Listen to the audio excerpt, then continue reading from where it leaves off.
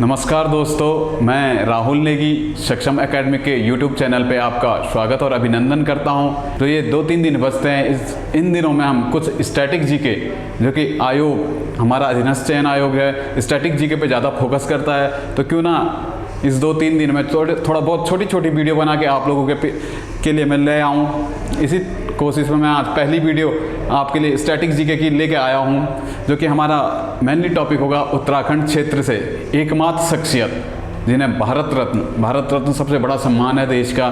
तो उत्तराखंड क्षेत्र से भी एक ही शख्सियत है हम पे, गोविंद बल्लभ पंत, जिन्हें भारत रत्न मिला है। तो क्यों ना हमारा अध्ययन थोड़ा बहुत गोविंद बल्लभ पंत पे भी चले।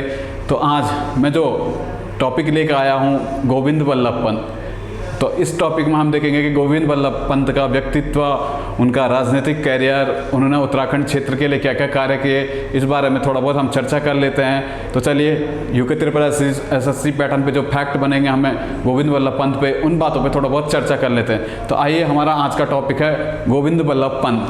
ये बात है सन 1887 की। 10 सितंबर 1887 को अल्मोड़ा के खूंट गांव में मनोहर पंत जी के परिवार में गोविंद बल्लभ पंत का जन्म हुआ था। इनके पिताजी का नाम मनोहर पंत था। 10 सितंबर 1887 को इनका जन्म हुआ था। अल्मोड़ा के खूंट ग्राम में इनका जन्म हुआ था। तो चलिए लिख देता हूँ मैं बोर्ड पे। इनके पिताजी का नाम मनोरथ पंत जी इनके पिताजी थे। फिर देखिए, जब इनका जन्म 10 सितंबर का हुआ तो हमारी उत्तराखंड सरकार ने भी, इस क्षेत्र में सोचा है, क्योंकि गोविंद बल्लभ पंत उत्तराखंड की एक महत्वपूर्ण राजनीतिक शख्सियत थे। तो इन्हीं के जन्मदिन के अवसर पर उत्तराखंड सरकार ने 10 सितंबर उत्तराखंड सरकार ने इस दिन गौरव दिवस घोषित किया है। क्योंकि गोविंद बल्लभ पंत का जन्म 10 सितंबर 1987 को हुआ था, तो उत्तराखंड सरकार ने भी इस दिशा में कदम उठाते हुए 10 सितंबर को उत्तराखंड गौरव दिवस घोषित किया है। प्रारंभिक जीवन काल में, तो प्रारंभिक जीवन काल इनका शिक्षा के लिए कटा। मेनली जब हम बात करेंगे तो 1887 से 1900 के बीच, तो इनका कार्यकाल मेनली शिक्षा ग्रहण के लिए ही कटा। फिर 1900 में जब हम भारतीय परिदृश्य में देखेंगे तो कर्जन की नीतियाँ आनी शुरू हो गई थी। भारत में नरम दल का प्रभाव उभरने लगा था। तो इसी से भी सीख लेते हुए इन्होंने 1930 में जब भारत में युवा वर्ग राजनीति में आगे आ रहा था, तो गोविंद बल्लभ पंत और हरगोविंद बल्लभ पंत भी 1903 में अल्मोड़ा क्षेत्र में हैप्पी क्लब, तो इसमें फैक्ट बनता हमारा गोविंद बल्लभ पंत हरगोविंद बल्लभ पंत के साथ 1930 में अल्मोड़ा में हैप्पी क्लब की स्थापना करते हैं। हैप्पी क्लब मेनली राजनैतिक चेतना के लिए था। हैप्पी क्लब की स्थापना की थी। फिर जब हैप्पी क्लब की स्थापना की, लोग इससे जुड़ना शुरू हुए, तो भारत में 1905 में स्वदेशी आंदोलन शुरू हो गया था। उत्तराखंड क्षेत्र से स्वदेशी आंदोलन का नेतृत्व किया था वो गोविंद बल्लभ पंत और हरगोविंद पंत ब्रदर ने किया था। तो मेनली मानेंगे, जब सविनय अवज्ञा आंदोलन भारत में चल रहा था, स्वदेशी आंदोलन जब भारत में चल रहा था, तो इस समय उत्तराखंड क्षेत्र में गोविंद बल्लभ पंत और हरगोविंद पंत इस क्षेत्र में हैप्पी क्लब की स्थापना कर देते हैं। फिर बाद में देखेंगे तो स्वदेशी आंदोलन जो उत्तराखंड में प्रचार प्रसार किया था, गोविंद बल्लभ पंत और हरगोविंद पंत ने ही इस क्षेत्र में स्वदेशी आंदोलन का प्रचार किया था। फिर इसके बाद गोविंद बल्लभ पंत उच्च शिक्षा के लिए लखनऊ चले जाते हैं। फिर लखनऊ से इलाहाबाद जाते हैं, वहाँ से वकालत करके वापस 1910 में उत्तराखंड पुनः वापस आते हैं। जब उत्तराखंड वापसी होती है तो पहले रामनगर में वकालत शुरू करते हैं, फिर रानीखेत, फिर वहाँ से होते हुए काशीपुर पहुँचते हैं। तो काशीपुर में 1910 से ये वकालत शुरू कर देते हैं। फिर इसी काशीपुर क्षेत्र में 1914 में प्रेम सभा की स्थापना करते हैं। सभा की स्थापना का उद्देश्य मेनली शिक्षा और साहित्य के प्रति लोगों में जन जागरूकता पैदा करना था। साहित्य के प्रति लोगों में जन जागरूकता पैदा, शिक्षा और साहित्य के प्रति लोगों में जन जागरूकता के लिए 1914 में गोविंद वल्लभ पंत प्रेम सभा की स्थापना काशीपुर में करते हैं। इसी काशीपुर में ये वकालत कर रहे थे। तो यहाँ पे एक विशेष घटना घटती है, क्योंकि मेनली जब काशीपुर की कोर्ट थे, कोर्ट में गोविंद वल्लभ पंत वकालत करते थे तो इनका कहर अंग्रेज भी मानते थे। इसी कारण काशीपुर को ये लोग अंग्रेज अधिकारी गोविंदगढ़ की संज्ञा काशीपुर को दी जाती है, क्योंकि जीबी पंत जी का जो गढ़ माना जाता है वो काशीपुर ही माना जाता है। इसी काशीपुर के क्षेत्र से इन्होंने राजनीतिक जीवन की शुरुआत की थी। यहीं से ये विधायक बन के आगे जाते हैं, फिर यूपी के मुख्यमंत्री बनते हैं, फिर भारत के गृह मंत्री भी ये बनते हैं। तो काशीपुर को गोविंदगढ़ के नाम से जाना जाता है। फिर इसी काशीपुर कोर्ट में एक घटना घटती है। वो घटना थी जब ये केस लड़ रहे थे, तो मेनली क्या होता था कि उस टाइम की बात थी, अंग्रेज अधिकारी कोर्ट में टोपी पहन के जा सकते थे। किसी भारतीय को, जो कोर्ट होती है, कोर्ट में टोपी पहनने की इजाज़त नहीं थी। जब गोविंद वल्लभ पंत को आदेश दिया जाता कि आप टोपी उतारिए, तो इनका एक वक्तव्य जो कि बहुत फेमस होता है कि मैं कोर्ट से बाहर जा सकता हूं पर अपनी टोपी नहीं उतार सकता। मेनली हमारे उत्तराखंड क्षेत्र में जो हमारी टोपी होती है, हमारा सम्मान हमारी टोपी होती है, इसीलिए गोविंद वल्लभ पंत जी अपने सम्मान के प्रति इसे मानते हैं और कहते हैं मैं कोर्ट से बाहर जा सकता हूं परंतु अपनी टोपी नहीं उतार सकता। इसी कारण हम गोविंद वल्लभ पंत को हिमालय पुत्र कहते हैं, क्योंकि ये हिमालय के समान ही अडिग थे। अपने सम्मान के प्रति इन्होंने ये वक्तव्य दिया था, इसीलिए इसे क्या हिमालय पुत्र की संज्ञा दी जाती है। जो इनका उपनाम हम पे मिलेगा वो हिमालय पुत्र होगा। हिमालय पुत्र के नाम से ये जाने जाते हैं। हिमालय पुत्र के नाम से जीबी पंत जी को जाना जाता है। हिमालय पुत्र क्योंकि हिमालय की तरह अडिग इनके इरादे थे, इसलिए इन्हें हिमालय पुत्र के नाम से जाने जाएंगे। फिर एक और कहानी 1928 में भी बताऊंगा। अभी चलो पहले टॉपिक पे ही चलते थे, ऐसे रनिंग टॉपिक पे जो चल रहा है। फिर 1928 तक पहुंचेंगे तो इनकी फिर हिमालय से जुड़ी एक कहानी और बताता हूँ मैं आपको। फिर वापस आ जाओ 1912 में कुमाऊं कांग्रेस की स्थापना होती है। इसमें भी इनका सहयोग रहता है। फिर 1914 में प्रेम सभा की स्थापना काशीपुर में कर देते हैं। फिर 1916 में कुमाऊं परिषद की स्थापना में भी इनका विशेष सहयोग रहता है। तो कुमाऊं क्षेत्र के नवयुवक थे, राजनीति में उभर रहे थे। 1916 में ये कुमाऊं परिषद की स्थापना कर लेते हैं। कुमाऊं परिषद कांग्रेस का एक अंग था। ये कुमाऊं क्षेत्र में राजनीतिक चेतना के लिए इसकी स्थापना की गई थी। 1916 में कुमाऊं परिषद की स्थापना हो जाती है। फिर जीबी पंत जी थोड़ा इनसे हट के एक चीज़ और करते हैं। ये जब 1916 में कुमाऊं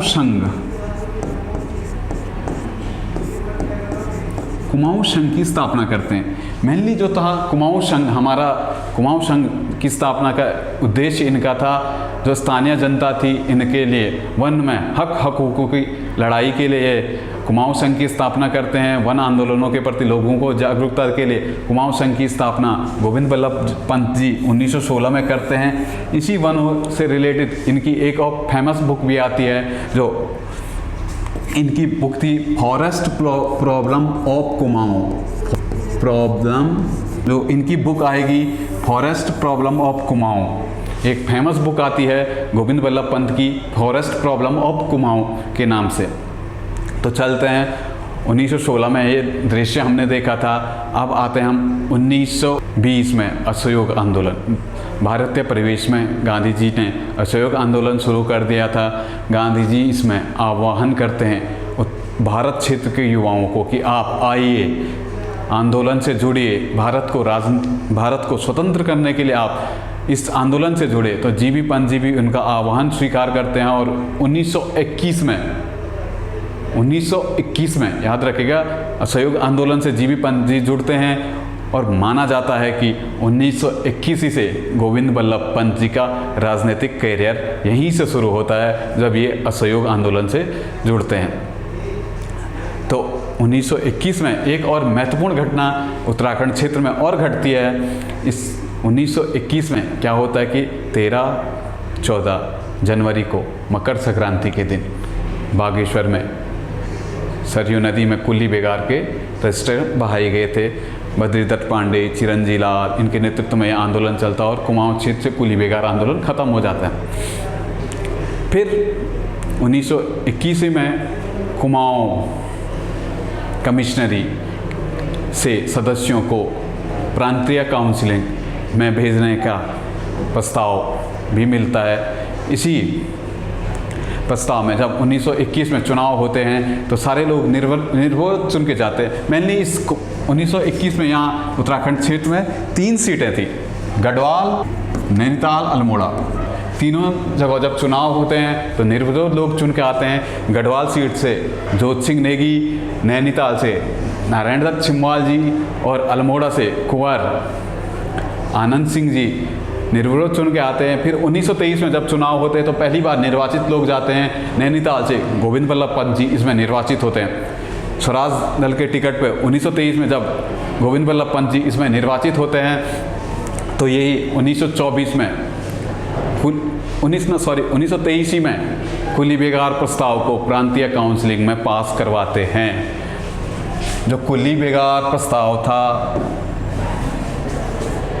1923 में कुली बेगार प्रस्ताव, क्योंकि ये इस क्षेत्र से प्रतिनिधित्व थे तो 1923 में गोविंद बल्लभ पंत जी प्रांतीय काउंसिलिंग में कुली बेगार प्रस्ताव को प्रस्तुत करते हैं और पास करवाते हैं। इसमें इनका योगदान विशेष रहता है। फिर 1924 में नायक बालिका सुधार सम्मेलन, नायक कहते हैं, नायक बालिका माने तो भारती चंद जब डोटी के विरुद्ध युद्ध लड़ रहा था तो इस टाइम नायक जाति की उत्पत्ति होती है। नायक जाति की महिलाएं जो थी वह शिवृत्ति में आगे बढ़ रही थी। ये उत्तराखंड क्षेत्र के लिए एक घोर अपमान की बात थी।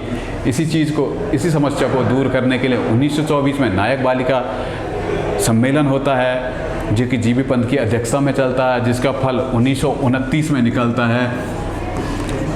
1929 में इसका परिणाम हमारे सामने आता है कि नायक बालिका रक्षा पास हो जाता है, जिससे कि नायक बालिकाओं की वैश्यावृत्ति में आगे बढ़ने पे कानूनी रोक लग जाती है। तो बात 1923-24 की थी। अब 1925 में 9 अगस्त 1925 को भारत क्षेत्र में एक महत्वपूर्ण घटना घटी जो थी काकोरी कांड। काकोरी कांड, राम प्रसाद बिस्मिल, अशफाक उल्ला खां, रोशन रिहाड़ी इस कांड में सम्मिलित थे। काकोरी कांड, इसका वर्तमान नाम काकोरी ट्रेन एक्शन, तो इसका नाम चेंज कर दिया गया है। कांड की जगह अब काकोरी एक्शन ट्रेन कहते हैं हम इसे। 1925 में ये हुआ था। तो इसमें जब गिरफ्तारियां हुई थी तो इस क्षेत्र में गोविंद बल्लभ पंत जी ने जो गिरफ्तारियां, राम प्रसाद बिस्मिल, अशफाक उल्ला खां, रोशन लिहाड़ी, इनकी जब गिरफ्तारियां हुई थी तो मदन मोहन मालवीय जी इनकी वकालत कर रहे थे। तो वकालत में जो इनका सहयोग किया था गोविंद बल्लभ पंत जी ने भी इस क्षेत्र में इनका सहयोग किया था। काकोरी षड्यंत्र केस में जब इनका सहयोग हो रहा था, सहयोग कर रहे थे, तो इसी से इनकी वकालत को एक प्रसिद्धि मिली थी। गोविंद बल्लभ पंत जी की जो वकालत कैरियर जो शुरू हुआ था वो 1910 में काशीपुर से हुआ था, लेकिन जब इनको जब लोग इन्हें जानने लगे तो ये काकोरी षड्यंत्र केस में जब राम प्रसाद बिस्मिल, अशफाक उल्ला, रोशन लिहाड़ी की वकालत कर रहे थे तो यहीं से ये फेमस हुए। फिर 1927 के चुनाव होते हैं स्वराज दल के टिकट पे। फिर 1927 में ये नैनीताल क्षेत्र से फिर चुनाव जीतते हैं। इसी 1927 में वर्तमान क्षेत्र में यूपी कांग्रेस कमेटी के अध्यक्ष बनते हैं। संयुक्त प्रांत कांग्रेस कमेटी के अध्यक्ष 1927 में चुनते हैं। फिर 1927 लास्ट और 1928 में साइमन कमीशन भारत पहुंच चुका था। इसका विरोध भारत में हर दिशाओं में भारत में इसका विरोध हो रहा था। तो 1928 में गोविंद बल्लभ पंत जी भी इसके विरोध में उतर गए। 1928 में लखनऊ में जब ये विरोध कर रहे थे तो नेहरू जी इनके साथ थे। जब विरोध धीरे धीरे आगे बढ़ रहा था तो पुलिस द्वारा इन पे लाठियां भांजी गई। जब इन्होंने देखा कि नेहरू जी पे लाठियां भांजी जा रही है तो नेहरू जी के सामने उनकी प्राणों की रक्षा के लिए गोविंद बल्लभ पंत जी खड़े हो गए। इन्होंने नेहरू जी की प्राणों की रक्षा की थी। तो नेहरू जी यहाँ पे एक वक्तव्य और देते हैं इन पे कि नेहरू जी इन्हें कहते हैं कि ये हिमालय की तरह हो। हिमालय वाला कंसेप्ट मैंने पहले भी बताया था। नेहरू जी इन्हें कहते हैं कि ये हिमालय की तरह हो। मेरे आगे खड़े होके अडिग हो गए, इन्होंने मेरी जान बचाई, इसी कारण इन्हें हिमालय पुत्र, मैं यूँ ही नहीं कह रहा कि इन्हें गोविंद बल्लभ पंत को हिमालय पुत्र की संज्ञा ऐसे ही नहीं दी जाती, इनका उपनाम हिमालय पुत्र है। एक और उपनाम हम पे इनका मिलता है कि इनके दोस्त इन्हें गोविंद बल्लभ महाराष्ट्री के नाम से भी जानते हैं। तो ये थी साइमन कमीशन की बात। फिर सविनय अवज्ञा का आंदोलन भारत क्षेत्र में होता है। फिर बढ़ेंगे हम 1934 में। तो 1934 में बढ़ते हैं हम 1934 में 1933 में संयुक्त प्रांत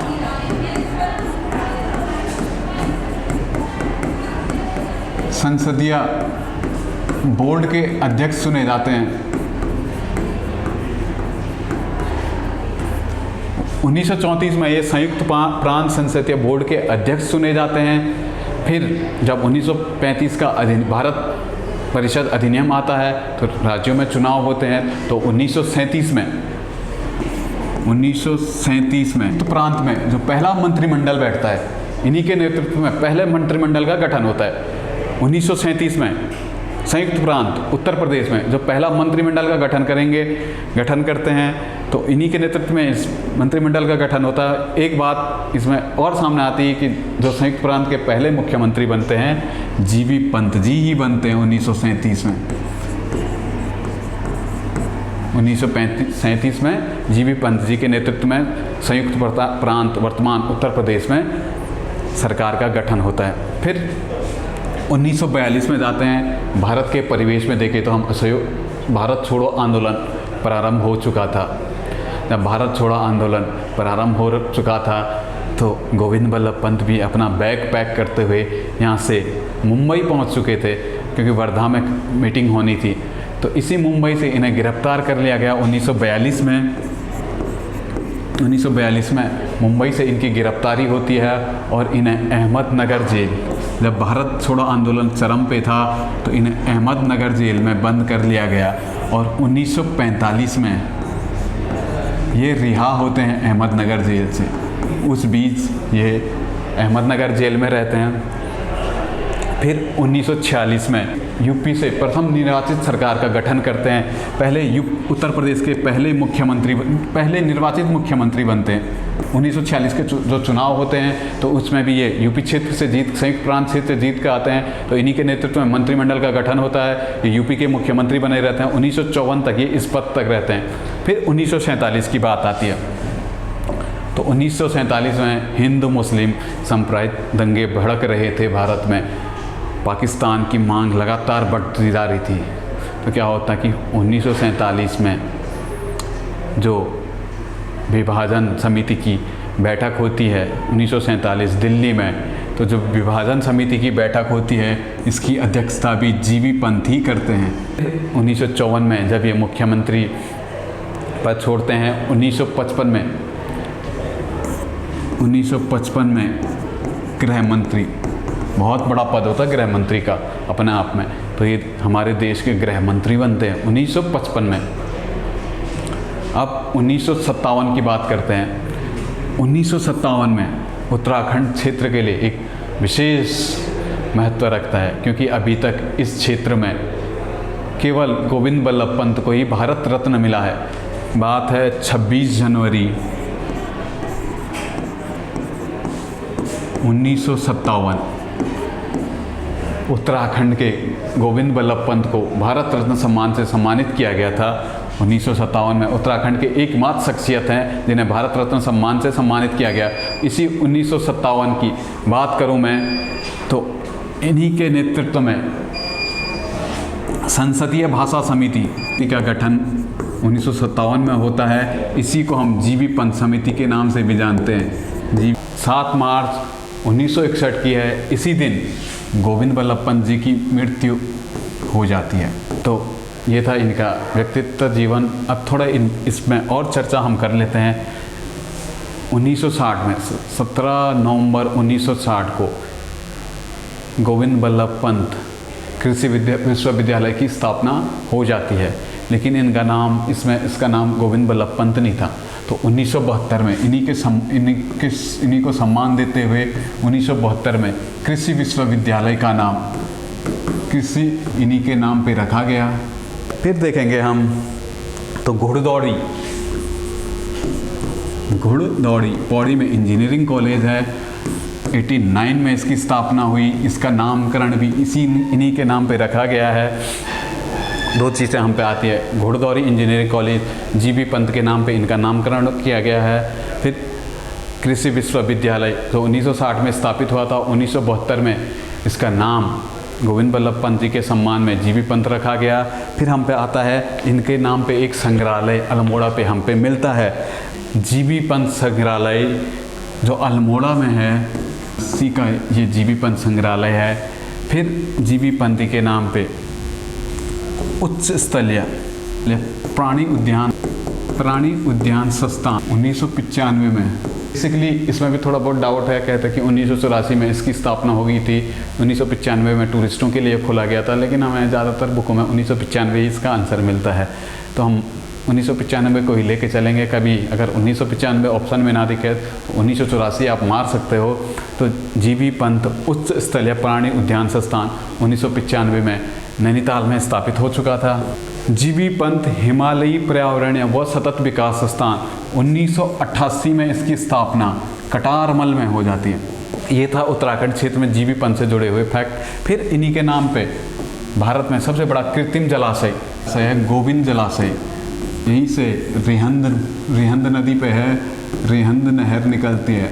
ये भारत का सबसे बड़ा जलाशय है। जीबी पंत जी के नाम पे इसका नामांकन किया गया है, उत्तर प्रदेश में स्थित है।